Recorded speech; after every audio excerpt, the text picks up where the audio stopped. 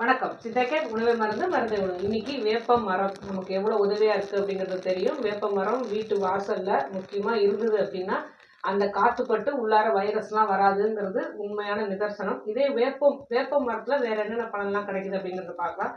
வேப்பம் பூங்க வேப்பம்பூ ரொம்ப ரொம்ப அதாவது வயிற்றை சுத்தம் பண்ணுறதுக்கும் சிறுகுடலை சுத்தம் பண்ணுறதுக்கும் வேப்பம்பூ ரொம்ப நல்லது.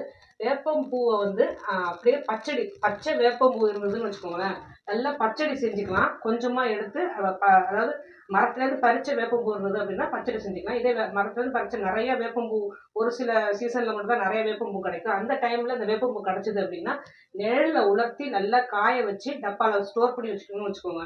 ரசம் செய்யும் போது அந்த வேப்பம்பூவை ஒரு ஸ்பூன் மட்டும் எடுத்து ஒரு அரை ஸ்பூன் நெய்யில் வறுத்துட்டு அதுக்கு ஆறின பிறகு நல்லா கையில் கசக்கி பொடி மாதிரி பண்ணி ரசம் கொதிச்சு வரும்போது அதை போட்டுட்டு சாப்பிட்டுட்டு வந்தோம் அப்படின்னா சின்ன பிள்ளைங்கலேருந்து பெரிய பிள்ளைங்க வரைக்கும் எல்லாருக்குமே